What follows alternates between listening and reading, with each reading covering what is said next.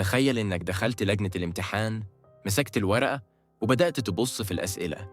تلاقي نفسك مش عارف الإجابات وكأنها مكتوبة بلغة غريبة.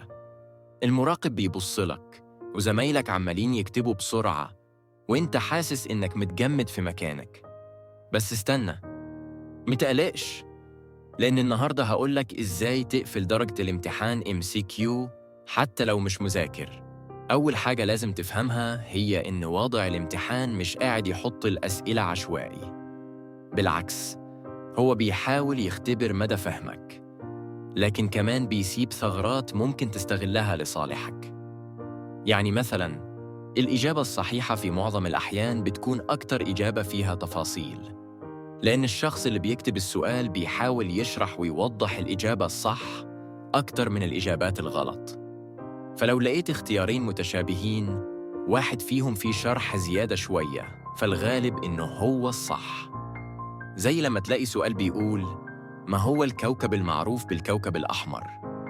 ولو لقيت الاختيارات بين المريخ والمشتري، هتلاقي إن المريخ غالباً هي الإجابة الصح، لأنه دايماً بيتوصف بالتفصيل بالكوكب الأحمر في الكتب العلمية.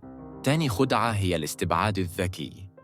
بدل ما تقعد تدور على الإجابة الصح، ابحث عن الإجابات الغلط واستبعدها. مثلاً، لو عندك سؤال عن عدد قارات العالم والاختيارات هي 5، 6، 7 و8، فبمجرد ما تستبعد 8 لأنها عدد كبير و5 لأنها عدد قليل، يبقى عندك اختيارين بس، وهنا تقدر تفكر بهدوء. في نقطة مهمة جداً وهي الكلمات المفتاحية. في كلمات لما تشوفها في الاختيارات لازم تخلي بالك منها، زي دائماً، أبداً، مستحيل، لأن الإجابات اللي فيها المطلقات دي غالباً بتكون غلط، لأن العلم مش بيحب التعميم. يعني لو لقيت سؤال بيقول: الشمس دائماً في نفس الموقع في السماء، والإجابة فيها نعم، دائماً، فاعرف إن دي خدعة لأن الشمس بتتحرك، فالإجابة دي غلط.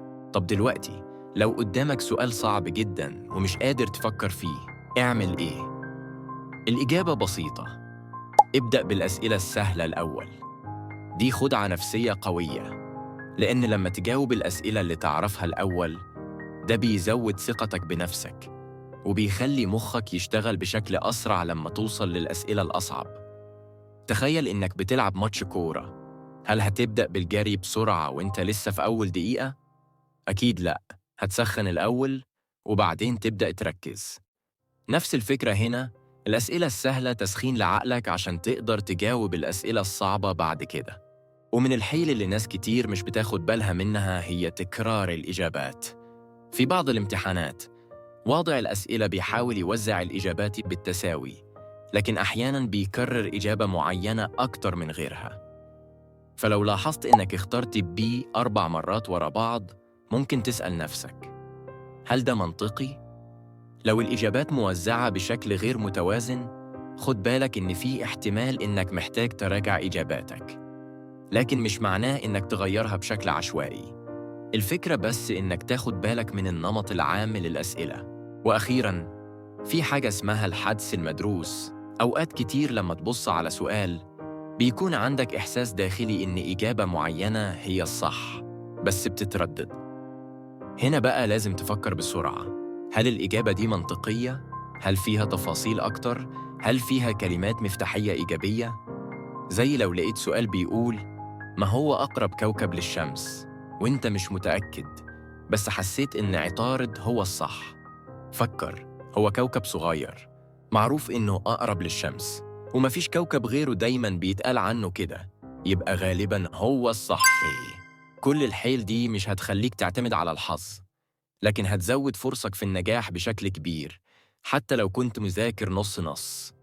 بس طبعاً، مش معنى الكلام ده إنك تعتمد عليهم بس من غير مذاكرة، لأن لو عندك معلومات أساسية، الطرق دي هتساعدك أكتر بكتير. جربها في امتحانك الجاي، وشاركنا في التعليقات إيه أكتر طريقة نفعت معاك.